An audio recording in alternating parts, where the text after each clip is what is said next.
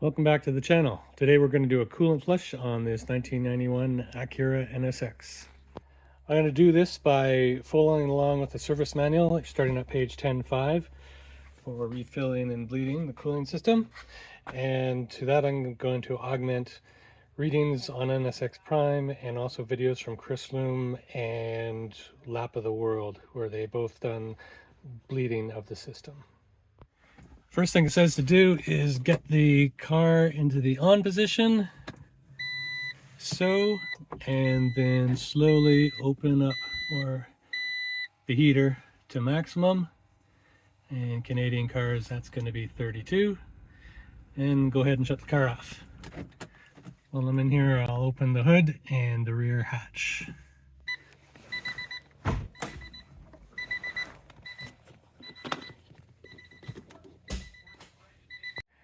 If you have one of these NSX service mats, I highly recommend using it to protect yourself from any unwanted body damage. What body damage is wanted. While I'm over here, I'll loosen the cap on the overflow bottle. Maybe take a peek inside to see how much fluid we have. The level is good. I'm glad I'm not low. I didn't expect to be. Let's put that there in case stuff falls in it. Let's see what's next. So it wants us to remove the cover protecting water pipes and shift cables on the side of the car. I guess that means I have to jack it up. Let's go ahead and do that. One of the many things I like about the car is that it has a central jack point. So you can jack up the whole side of the car from the one and then get the jack stands under the front and rear jack points. So let's go ahead and do that. That side's done. Let's grab the jack, go around the other side, do the same thing. According to the order of operations, it wants me to remove the cover protecting the water pipes, then go ahead and drain the radiator and remove the drain bolts from the water pipes. So we're under the car now looking up, and you can see the drain plug valve here on the rad, and then right here is the hole where it comes out of. You'll be able to see, there you go. I thought about attaching a hose to that, but with any luck, the coolant will just drop straight down through the hole into my catch pan and won't make a mess. My catch pan in position. I'm going to start undoing the valve. And as hoped, the coolant's just coming straight down into the pan and not making too much of a mess. It might be a good time to pull this plug out all the way and take a look. Actually, I'm not going to do that because it makes a huge mess. As soon as you take the plug out all the way, it's going to come out through that plug hole. So just let it drain like this.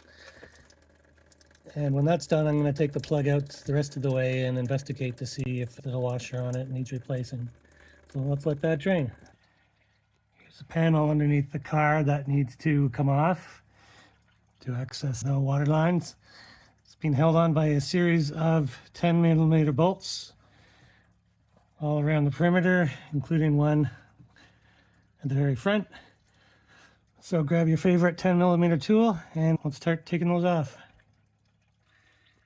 All right, great success here. You can see I've got the water pipes exposed, and you can see what I imagine those are the two drain points. I'll verify that with the manual. And for the record, there were 9 bolts, 1 at the front and 4 along each side. So I got myself another drain pan and put it under the drain bolts, the water pipes, and these are 10mm bolts. So again, using your favorite 10mm tool, let's take those out and drain the lines. The torque rating on these bolts is 15 Newton meters, which is not very much. So the last person that did this job really over tightened them. I had to put quite a bit of effort onto it, which is distressing because the last thing you want to do is round off those bolts. Anyways, I've loosened them now, and with any luck, I've got my catch pan underneath where it's supposed to be, and we'll see how much more fluid we get out. The rad at the front is almost completely empty, so that's good. And my pan was not too bad. It's catching, so that's good. Put the bolt somewhere safe. And, well, the other thing is you probably want to wear gloves.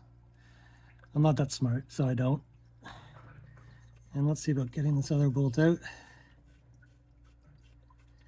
And how much of a mess I can make with it.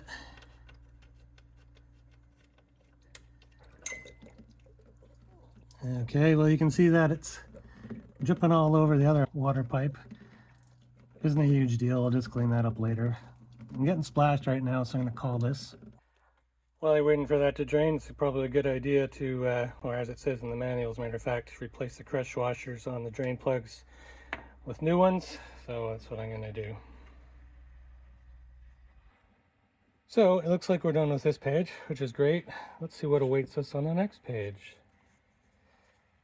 Yes, so it's talking about draining the coolant from the front and rear of the engine. It's saying to install rubber hoses to the drain bolts and then loosen the drain bolts to drain the coolant. I guess the hoses is to keep the mess down to a minimum. Let's go investigate that. So if you can see, pretty much in the middle of the screen, sticking down is the front drain. Better view of it there. It's going to be a little tricky to get to. You can see that it's meant to take a hose, but what we'll probably do is loosen it a bit first and get the hose on, and then loosen the rest of the way by hand so that I can use a socket on it. Let's go to see if I can find the rear. There's the rear. It's almost directly behind the front, which is nice. Come on, focus. It looks a little rusty, so hopefully I don't run into any issues with it. So for whatever reason, that one was a little bit more challenging. It is a 12mm bolt, but because of various things that are in the way, as you can see there, it's a little hard to get to.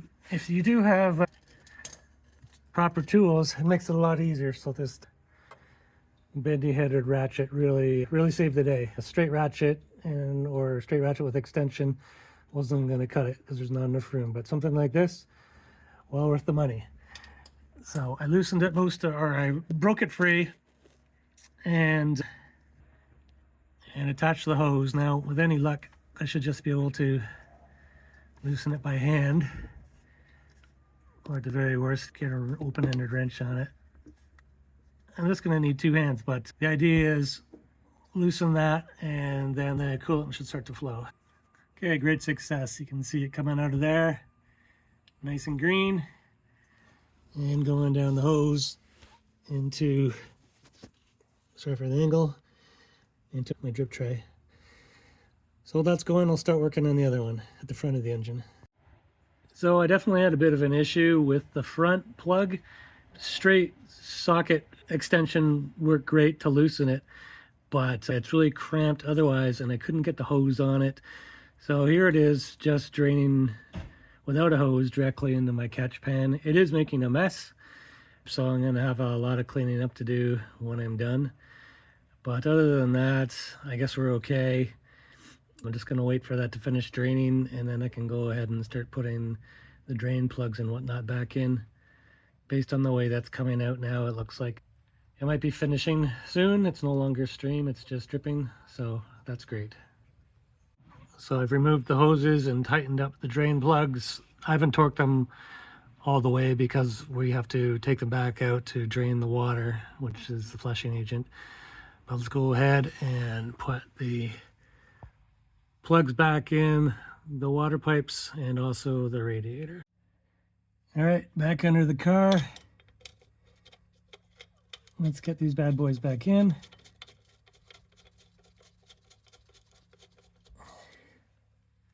And the other one.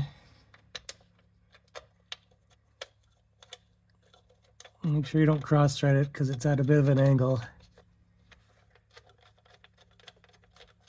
No danger of cross-threading it if you just do put it in most of the way with your fingers for grabbing the tool.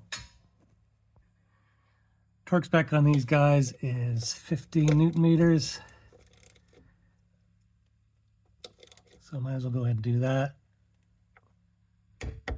There. And the other one, which looks like I need an extension for. Yeah, it turns out I didn't need an extension, just relocated the ratchet and click.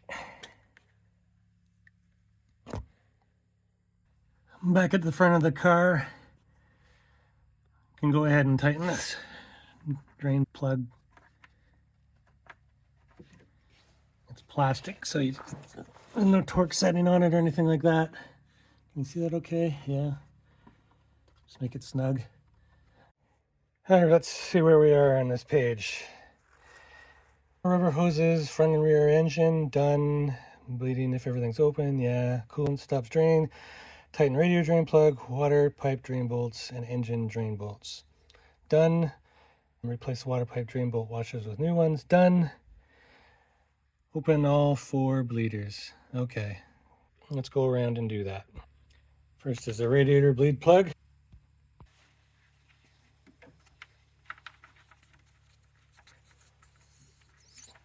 Put that somewhere safe. Next is this cap here. Work on that. That's off. Don't lose the clamp and the cap for it. Now let's go around to the engine side.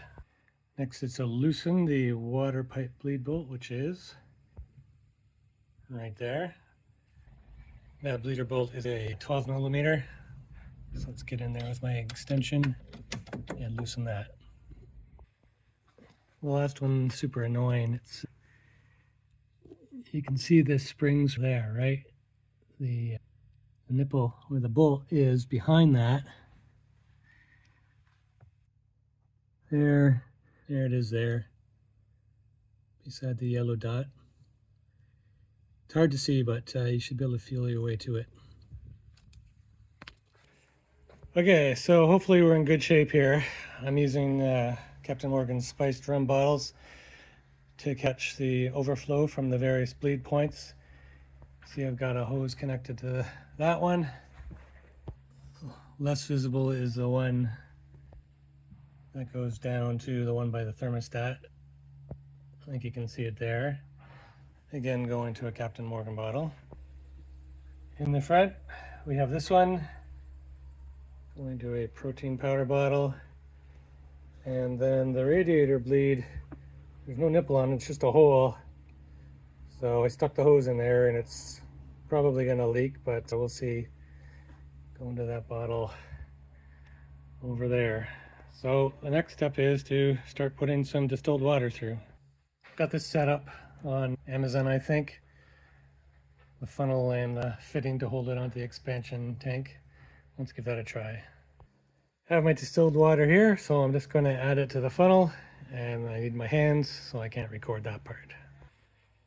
All right, so I have 8 liters of distilled water in there now, and you can just start seeing the water coming out of that bleed right there. I got about 2 or 3 inches.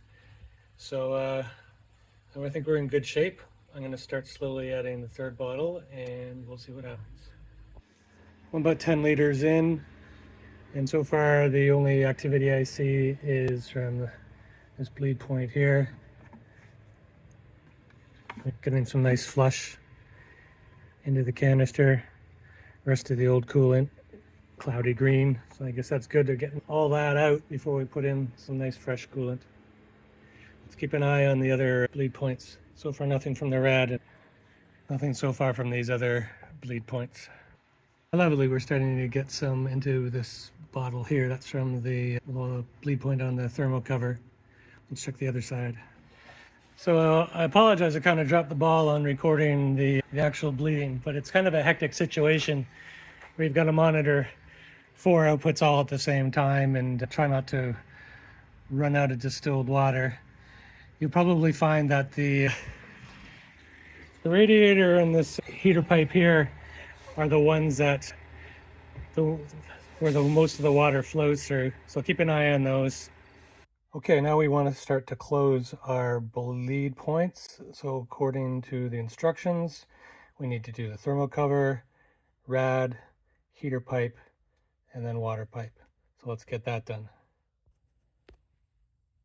These bolts take 10 newton meters of torque. So take your mini torque wrench, whatever extensions you need to be able to reach down in there, pull off the hose, and close up.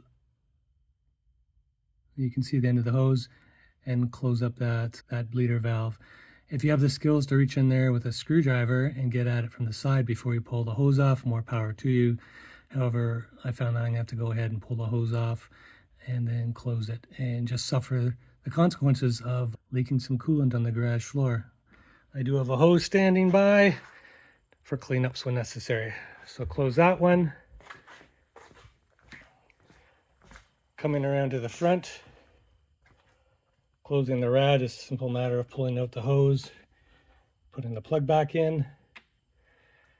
Similarly, quite easy for this point here. Pull off the hose, stick the cap back on, put the clamp on, and you're done there.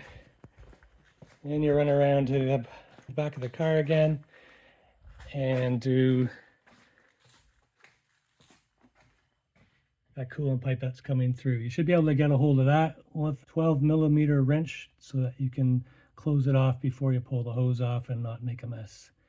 Anyways, go ahead and do that.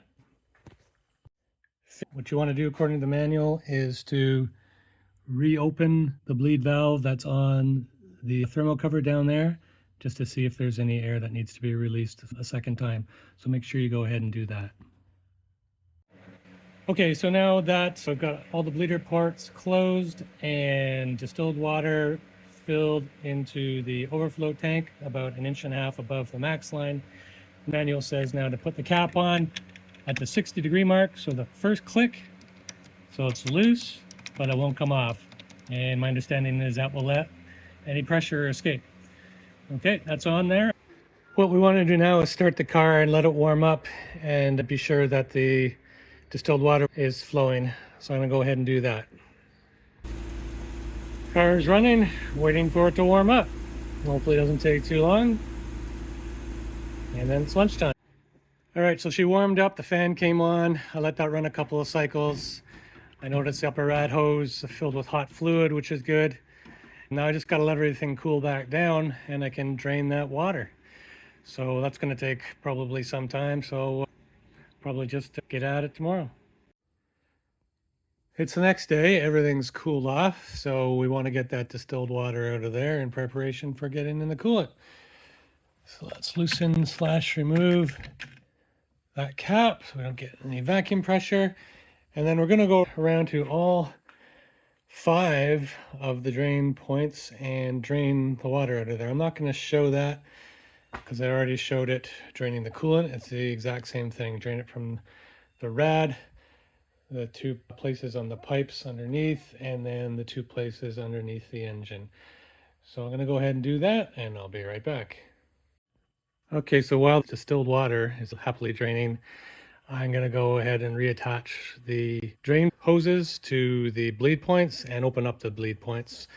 If you didn't remove your hoses from when you close them, then you're ahead of the game. I removed mine. Anyways, let's go ahead and open the bleed points, all 4 of them, and attach the hoses. All right, I've gone around and opened up all the bleeder valves and caps. Here's my Captain Morgan bottles ready to go again at the back. And at the front, I'm using bottles that the distilled water came in. They're a lot bigger, and since the flow at the front is greater, I thought I'd put the bigger bottles here.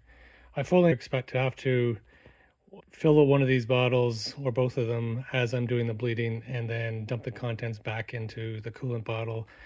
Otherwise, I'll be wasting way too much coolant.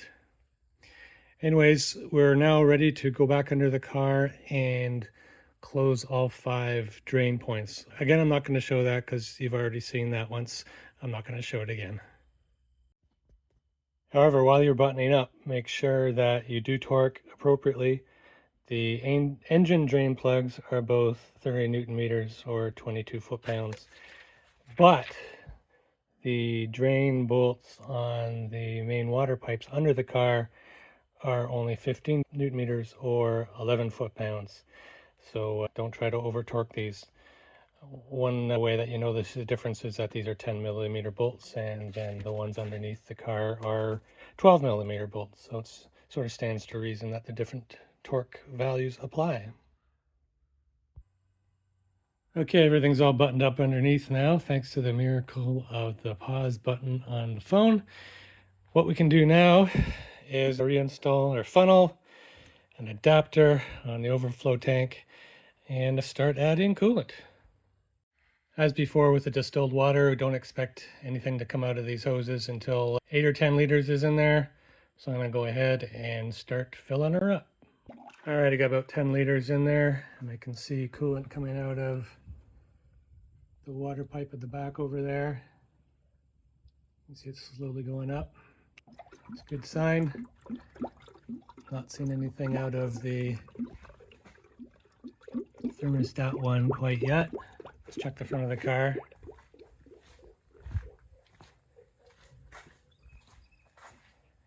Front of the car, we can see some coolant coming out of here. It's a good sign. Looks like it's pushing out some distilled water first. I guess that's going to be okay. And then it's definitely pushing some out here too. We'll have to make sure that I work the lines in bottle so I get a good flow when I need it. All right, so as with the distilled water, it's a bit of organized chaos, making sure that you don't overflow any bottles and making sure you're getting good flow and getting all the air out. That seemed to be going really well. Keep an eye on the coolant level in the tank. Make sure you're always above the max because you don't want this to run dry and get air into the system again.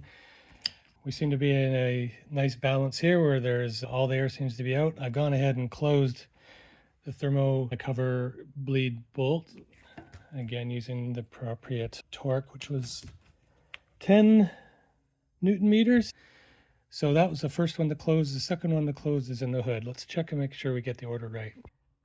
All right, so I did the thermo cover bleed bolt, and then it's radiator bleed plug, and then the heater pipe cap. So those are both under the hood. All right, so I'm gonna go ahead and pull this hose out and put the cap in real quick, and I'm gonna do that off camera because I need two hands to minimize the odds of making a huge mess. Now, if you're like me and you make a huge mess, just grab your hose and just spray down wherever you got all the coolant. It'll mix with the coolant very readily, and you shouldn't have a mess after you've washed it off thoroughly. Now we'll go ahead and pull the hose off this coolant pipe here, and then put the cap and clip back on. Again, I need my two hands. Right, so with help of my handy pliers to loosen the clamp on it, I got that back on. Just an FYI, when you do pull this cap off, it's going to look like a little Old Faithful. It's going to spray coolant up pretty high, a couple inches. So again, take your hose and clean off all that mess. Lastly, this water pipe bleed bolt is the last one you want to do. So you can actually shut that down with the 12 millimeter open and a wrench, just to make sure it doesn't spray everywhere when you take the hose off. That's pretty good. We'll get the hose off and try to drain it into the bottle as much as possible. And we can go ahead and using our torque wrench, torque it down to 10 Newton meters, which isn't much. Okay, after tightening all the bleeding bolts, plug and cap, fill expansion tank with coolant up to max line. I actually have more than the max right now, so I probably have to let some out. Let's see what it says next. Reloosen the thermal cover bleed bolt to remove air again. Okay, so I'm going to lose some coolant when I do that, so it's good that I'm above the max line. So I'm going to go ahead and reopen that bolt, let some coolant spill out all over, and then close it up again. Right, so I opened her up and watched it spill up some coolant all over, because I really can't get a wrench in there to keep the hose attached. And then torqued it up 10 Newton meters with the torque wrench. As we'll try here. Click, done. Lovely. All right, what does it say here? I think we have some good news. Re-loosen the thermal cover bleed belt to remove air again. Did that. I've retightened it and torqued it, and it says fill the expansion tank to about 1.2 inches over the max line. Well, if we go look at the car real quick, I don't know if you can see, but when I shine a light on the edge, you should be able to see where the coolant is. Up here, I think you can see it better. Okay, see, and then the fill line is below, you can see. So I'm actually about perfect. So that was serendipitous, as they say.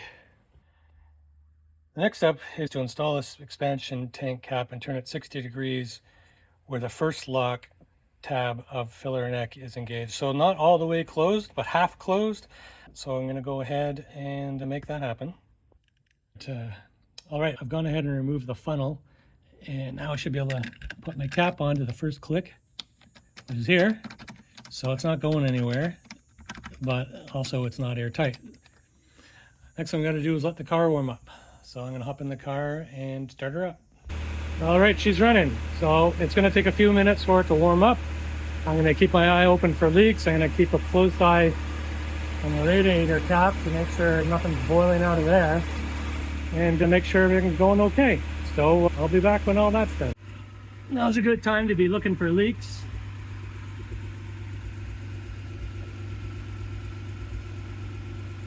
One looks okay. Just go around to all the drain points and make sure that nothing's leaking. Don't forget to reinstall the cover that's covering the water pipes underneath the car. Okay, so I let the engine warm up until the fan came on. I checked to see that there was heat in the car to indicate that coolant was flowing through the heater core. I checked to see that the upper rad hose was hot. I believe this is the upper rad hose, and it was, indicating that warm coolant was making its way from the engine area to the rad. And then lastly, tighten up the rad cap. You might need a glove for that because it gets pretty hot. And keep an eye on the coolant level, because the manual says add if necessary. Well, the coolant expands, so you can see it's like crazy high right now. So I'm going to let everything cool down and then check the level, and if necessary, take some coolant out to get it back down to the max line, which is well, you can see it there. So definitely some coolant expansion going on. Anyways, that's it for now. I hope you enjoyed watching this video. I'm not necessarily saying you should run out and do this yourself, but I provide the video as a means of entertainment and learning a bit more about your car and how it works. And I'll see you in the next one.